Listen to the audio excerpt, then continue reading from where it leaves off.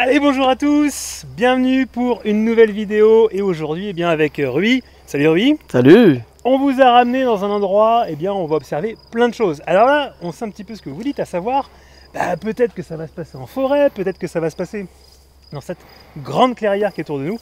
Et non, en fait on a essayé de faire un peu différent et de montrer des fois des biotopes où il y a des animaux incroyables, une vie exceptionnelle, sans que pour autant on s'y attende. Et oui, ce qu'on va vous montrer en fait, c'est à nos pieds actuellement, cette espèce d'ornière, cette espèce de mare, d'accord, où il y a une vie justement absolument exceptionnelle.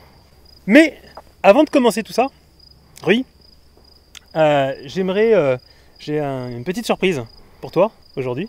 C'est laquelle? Et là il flippe là, vous voyez, là il s'y attend pas. Je suis pas bien là. C'était je crois qu'il y a un mois à peu près. Ouais. Il y a un petit événement qui s'est passé. Ah. T'as eu 14 ans. Ah ouais, c'est ça, ouais. C'était ton anniversaire. Ouais, c'est ça, j'ai passé mon BSR, ouais. Et du coup, Rui, pour ton anniversaire, sur mon petit piton, on est généreux, tu vois. Et voilà, donc Rui, tu vois, j'ai même pensé à toi jusqu'à la pochette avec ta couleur favorite. Oh putain, je fais partie de la factory.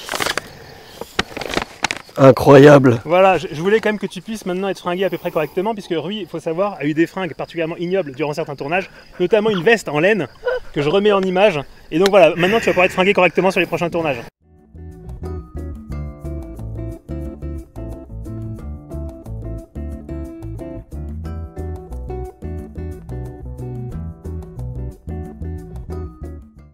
Ah voilà. Ouais, c'est un peu mieux, mais j'aurais préféré le modèle crop top quand même. C'est bien, tu ressembles à quelque chose maintenant. Bon, alors du coup, Rui, on se retrouve, comme on l'a dit, devant cette vasque, devant cette mare comme ça, avec une eau, d'accord, qui est marron, qui n'est pas forcément très jolie. Justement, comme on l'a évoqué, en fait, nous, on s'est promené un petit peu autour à la recherche de reptiles, etc. On est tombé sur ce lieu. Alors c'était il y a quelques jours, ça ressemblait pas à ça parce que c'était beaucoup plus sec, d'accord, beaucoup plus asséché. Il a plu depuis et donc la mare, en fait, la flaque finalement a grandi. Mais il n'empêche que ce qu'on a remarqué ce jour-là, c'est qu'à l'intérieur de cette eau, qui paraît encore une fois pas très jolie, pas très forcément saine, mais en fait si elle l'est parce qu'il y a plein de vie à l'intérieur. J'ai envie de te demander du coup qu'est-ce qu'on a à l'intérieur justement de cette vasque. Ce qu'on a constaté en arrivant, et ce qu'on avait constaté en amont sur la route, c'était les têtards de crapauds calamites que j'avais reconnus assez vite parce que ils affectionnent particulièrement ce genre de... Ah bien sûr, ouais. T'es pas surpris de les retrouver ici? Non, pas du tout. Et on sait que dans la région, on en a beaucoup. Et du coup, on est tombé sur ces fameux têtards. Et en y regardant de plus près, ce qu'on pensait être des araignées-loups qui couraient dans l'herbe... Eh ouais, parce que même nous, on s'est trompé. Enfin, j'ai envie de dire, même nous. Alors, moi, je m'y connais moins que toi, mais toi, pour le coup, c'est vrai que tu arpentes ce genre d'endroit. Enfin, j'ai envie de dire, c'est ton quotidien presque. Et globalement, en fait, toi-même, tu t'es fait prendre au piège au départ. Oui, carrément. Au départ, ce que je pensais être des insectes dans l'herbe et des araignées-loups, en fait, étaient des crapauds calamites qui couraient. Il y avait des araignées-loups. Et des crapauds calamites. Les araignées-loups, il y avait aussi des crapauds calamites. Alors, on va évoquer tout ça. Je précise juste que si jamais vous nous trouvez un peu figés, là, comme ça, c'est justement parce qu'en fait, il y a toute cette vie dans la vasque et juste autour, ce qui fait qu'on évite de bouger trop l'un et l'autre pour éviter le carnage, quoi. Exactement, parce qu'il y a des jeunes métamorphosés absolument partout et des centaines. Voilà. Alors vas-y, donc du coup, on parle de crapauds calamites, on parle de jeunes métamorphosés. Raconte-nous un petit peu ce qui se passe dans ces endroits et pourquoi est-ce qu'ils sont importants. Alors ces endroits, c'est... Déjà, ils ont été créés comment? Moi, j'ai envie de te demander. Par l'homme, hein, c'est des passages d'engins, en général agricoles. On peut constater les traces de pneus ici. Ça va tasser la terre et donc former des vasques. Et ces vasques-là vont être ensuite entretenues par des animaux qui arpentent nos forêts, qu'on connaît bien. Je pense que j'imagine que tu as en tête les sangliers. Ouais, les sangliers qui vont se rouler dedans et donc réouvrir et recreuser ces fameuses ornières. Et ces ornières, elles sont particulièrement importantes et nécessaires pour le développement d'un tas d'animaux, d'insectes, d'oiseaux, de mammifères, mais également d'amphibiens, parce que là on va vraiment se pencher sur les amphibiens. Ces ornières-là, on peut savoir qui les a fréquentées, même des mois avant, si on connaît les espèces qui sont présentes ici. Très bien. On a constaté, en plus du crapaud calamite, des larves de triton palmé au stade de la métamorphose, ou très proche. Mais il n'y a pas que ça qui vient se reproduire ici, il n'y a pas que ce fameux triton palmé. Dans certaines régions de France, il y aura aussi le triton ponctué qui lui ressemble beaucoup. Il y aura également la salamandre tachetée, qu'on a vu en vidéo déjà. Qu'on a déjà vu, qui vient y déposer ses larves en janvier-février et qui aime particulièrement ce genre de flaque parce qu'elle est peu profonde et que la salamandre est une pas Piètre très bonne nageuse. nageuse. Bon, elle sait quand même bien nager, mais elle n'aime pas trop les profondeurs. Mais il n'y a pas que, il y a également beaucoup d'anours. Il y a les grenouilles brunes, la grenouille rousse, la grenouille agile, qui en janvier-février viennent se reproduire dans ce genre de vasque. On l'a déjà constaté plein de fois dans la région. Il y a également les deux crapauds qu'on a ici, le crapaud épineux, ou le crapaud commun dans certaines régions, et le crapaud calamite.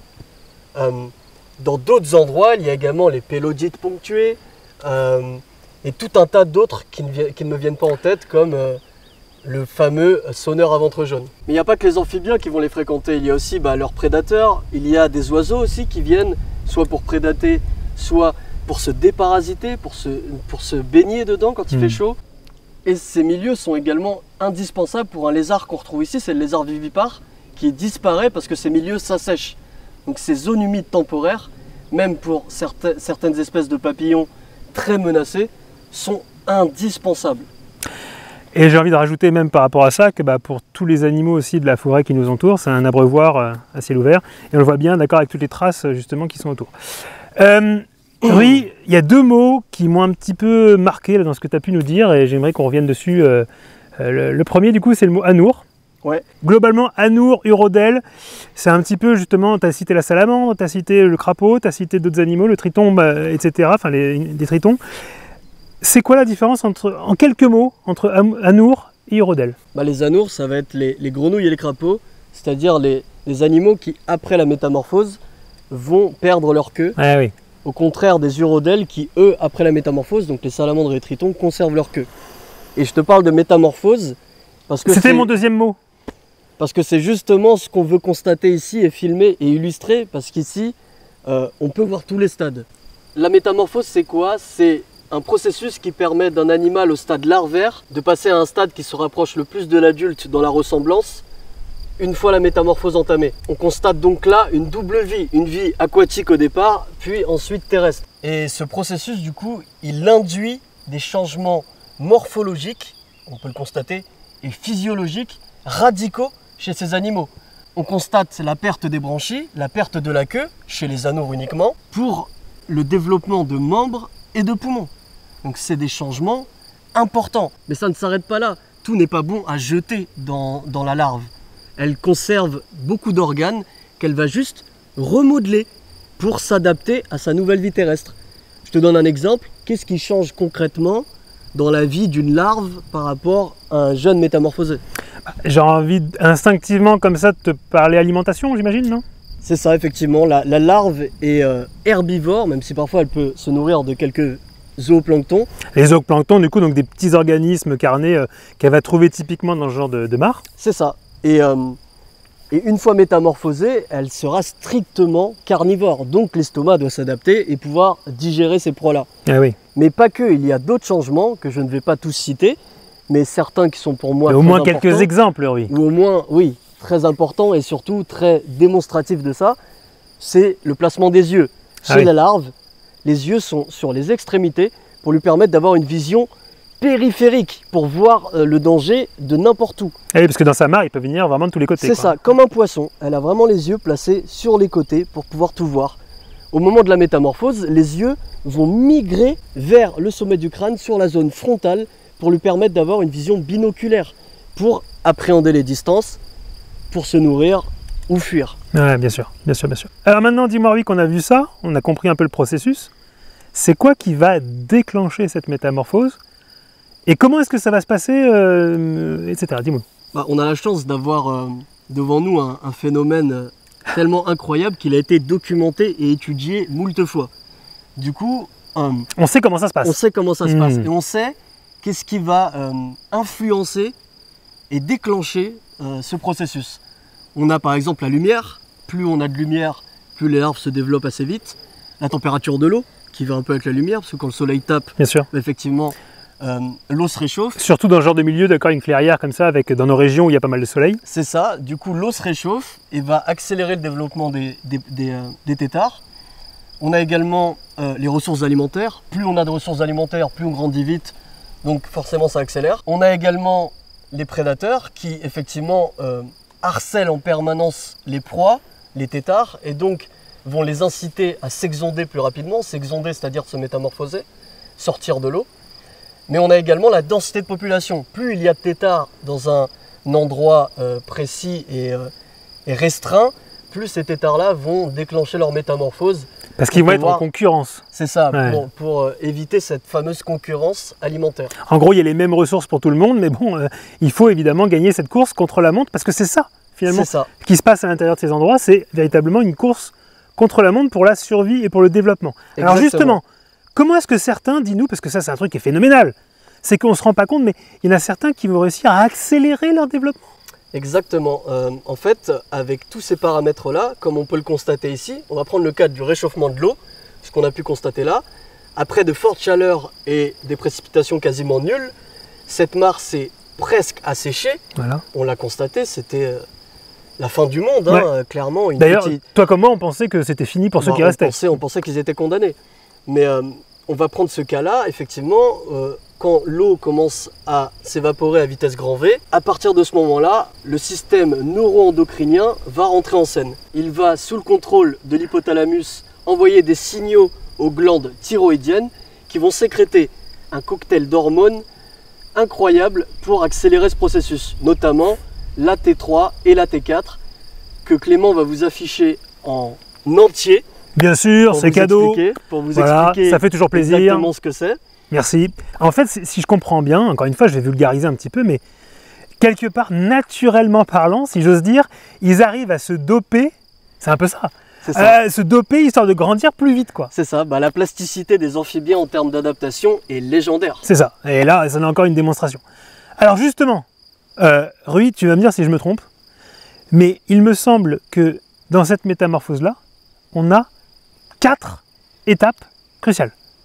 C'est ça. C'est quoi? On a 4 étapes distinctes. On commence d'abord par la pré-métamorphose. Voilà. Et cette pré-métamorphose, elle commence dès l'œuf, dès le développement embryonnaire. Et oui, parce qu'alors attends, juste encore une fois je te coupe, mais pour apporter quelques précisions pour les gens qui s'y connaissent peut-être un petit peu moins que toi. Mais en gros, alors déjà on parle de pré-métamorphose, mais c'est la première étape du stade du cycle de métamorphose. Hein.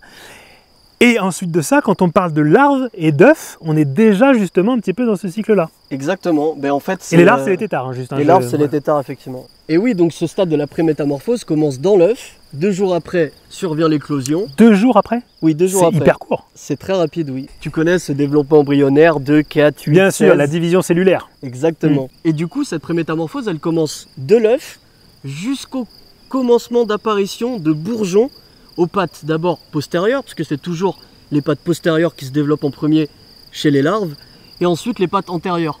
Juste des bourgeons. Donc ça, c'est le premier stade. Ensuite arrive le stade de la prométamorphose.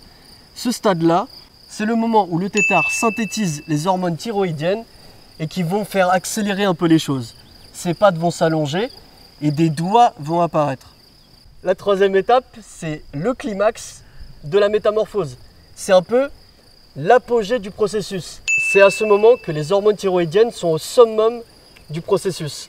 Là, on constate la résorbation de la queue et la disparition des branchies, et les poumons commencent déjà à fonctionner doucement et progressivement. Incroyable. C'est pour ça que parfois on constate des larves qui vont être sur le bord de l'eau, en train de respirer à l'air libre. Il y en a tout près de nous. Exactement. Voilà. Donc plus ce processus arrive, plus les larves vont commencer à se diriger vers la berge. Ouais. Et le quatrième, on le connaît, c'est la post-métamorphose. C'est simplement la transformation de la larve en ce qui ressemble à un adulte en miniature. Et tout ce qui va changer à partir de maintenant, après toutes ces modifications-là, tout ce qui va changer, c'est sa croissance et sa maturité sexuelle.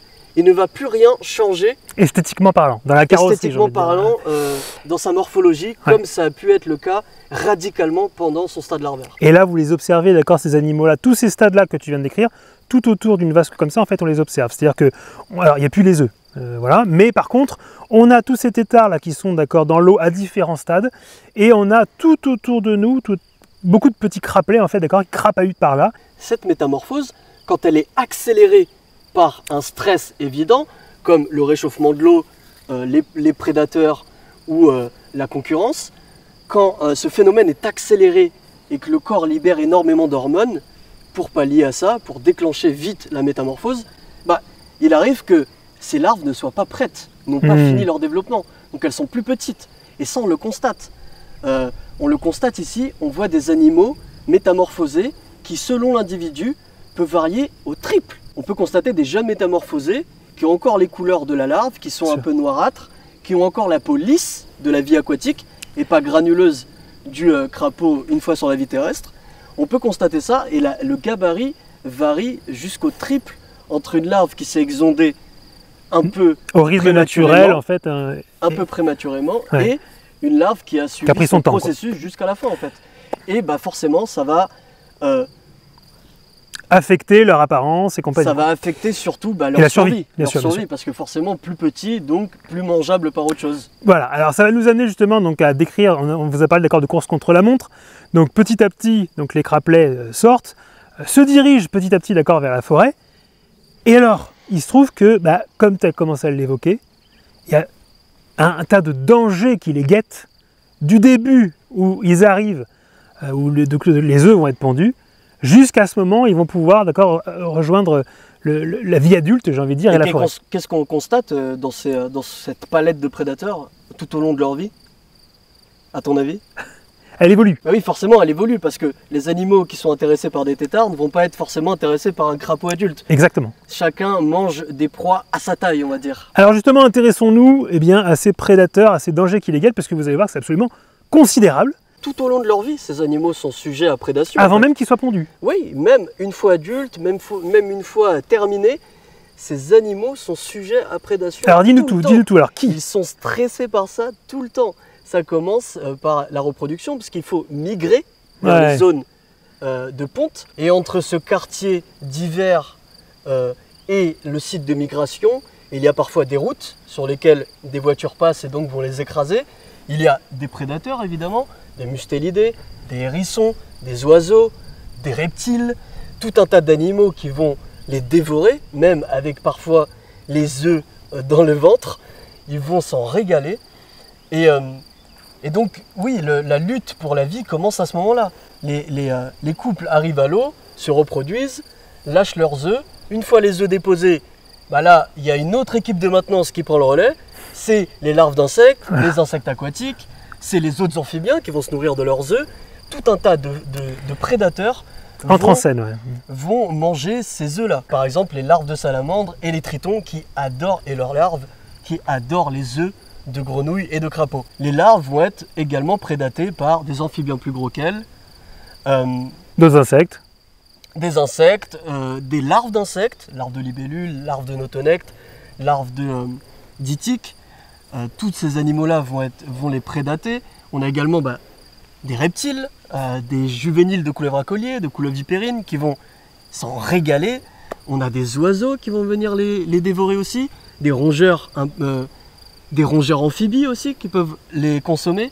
On a tout un tas d'animaux qui vont continuer de harceler ces jeunes têtards au premier stade de leur vie. Parce qu'en plus, il y a un truc qui est facile, c'est que ce lieu-là, on vous l'a dit, d'accord, est plein de vie, mais en fait, c'est également un lieu d'accord qui est clos pour eux, dans lequel ils ne peuvent pas s'échapper avant justement d'avoir complété leur métamorphose. Et donc, finalement, c'est très très simple pour un prédateur de venir justement là-dedans. C'est un terrain de chasse à ciel ouvert. Exactement. C'est la facilité. Et j'ai envie de te dire que les pauvres, quand il n'y a pas tous ces animaux-là, il y a en plus potentiellement 2 mecs qui viennent filmer autour, tu vois. C'est ça. Ou des marcheurs, faites attention en marchant d'accord près de ces endroits-là. Exactement. Surtout dans la période d'avril à juin, c'est là où il y a le plus de métamorphose. Donc quand on se balade en forêt, faut regarder à ses pieds en général. Parce que j'ose pas bouger, croyez-moi, ils ne font que quelques millimètres. Ils sont minuscules. Donc on va éviter de rajouter de la casse à la casse. Exactement. Une fois donc métamorphosés, comme tu viens de le dire, il y a d'autres dangers. Il y a encore des insectes, il y a des arachnides, notamment les araignées loups. Il y a tout le monde en fait. Il y a les oiseaux, effectivement. Il y a les reptiles, d'autres amphibiens encore. Et j'en passe, et peut-être même certains dont on ne soupçonne même pas leur prédation. Et ça jusqu'à l'âge adulte. À l'âge adulte, ils vont aussi être prédatés. En fait, ce que tu es en train de me dire là, c'est qu'ils ont une vie de victime finalement tout au long de leur vie, quoi. Et alors justement, dis-moi oui, parce que là, quand on évoque ça, on se dit les pauvres, en fait, leur vie c'est de se faire bouffer. C'est pas faux. Mais en même temps, est-ce qu'ils n'ont pas réussi à développer comme c'est souvent le cas, des stratagèmes pour malgré tout faire fuir quelques prédateurs. Ouais, ils ont développé des stratégies pour survivre, c'est-à-dire que les têtards de crapauds communs, de crapauds épineux, de crapauds calémites, nos crapauds français, ont développé un mauvais goût, D'accord. notamment pour les poissons. Comme ça, les poissons les boudent et eux, ils peuvent continuer de survivre, notamment dans des endroits comme les étangs où la présence de poissons est malheureusement inévitable. Mais tout le monde n'est pas sensible à ce mauvais goût malgré tout. Effectivement, les reptiles les consomment quand même et beaucoup d'autres animaux Ouais, les consomment quand oiseaux, même. les échassiers, les choses comme ça. C'est ça. Donc en fait, ce mauvais goût, il cible au final qu'une On partie va dire des que ça prédateurs. permet, voilà, c'est ça, d'esquiver certains prédateurs. C'est ça. Et il y a autre chose, ils sont toxiques, non, ces crapauds? Ouais, une fois sur vie terrestre, effectivement, ils possèdent des glandes parotoïdes à l'arrière des yeux, qu'on appelle aussi les glandes parotides, qui sécrètent un mucus qui est toxique au contact des muqueuses. Donc comme la salamandre, faut pas se toucher la bouche, faut pas se toucher les yeux, faut pas en mettre sur une plaie, tout ça. Mais ce mucus toxique, comme le mauvais goût des têtards, il ne marche pas à tous les coups. Par exemple, spoil, nos couleuvres à collier et nos couleuvres vipérines les consomment sans aucun problème. Eh ouais. C'est-à-dire que même là, en fait, c'est compliqué de trouver une astuce à tout le monde, quoi. Bon, voilà. Même là, effectivement, Les pauvres. Les on en pauvres. rigole parce que Ah, c'est triste, mais bon, voilà. c'est très triste. C'est la mais vie, c'est la vie, c'est la vie. Faut se dire aussi qu'ils alimentent comme ça d'autres animaux. Et c'est que, de la biomasse. Exactement. Ils c'est ça. participent au développement de tout un tas d'autres animaux. Donc ces endroits sont hyper importants. Eh bien, oui, une fois qu'on a dit ça, finalement, qu'on a vu tout ça, ça me permet de conclure et la transition, elle est toute faite. C'est qu'on a dit que l'être humain, vous voyez, qui est souvent, encore une fois, critiqué pour son action, il peut avoir des actions bénéfiques des fois, sans le vouloir, d'accord, avec la création comme ça de ces endroits où la vie va se développer. Mais à l'inverse, on a vu, d'accord, que ces animaux avaient énormément de prédateurs, avaient énormément, d'accord, de dangers qui les guettaient tout au long justement de leur vie. Et ben, faut pas en rajouter. Faut pas en rajouter. Et donc, moi et nous d'ailleurs, on vous invite, lorsque vous voyez, d'accord, ce genre d'endroit, à prendre soin.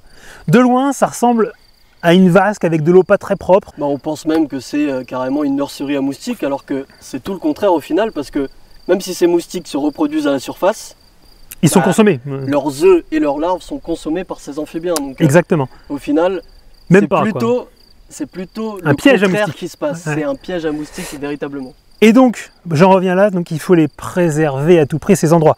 Souvenez-vous de ce qu'on a toujours dit sur la chaîne, la préservation des animaux, ça commence par protéger l'environnement et préserver l'environnement dans lequel ils vivent.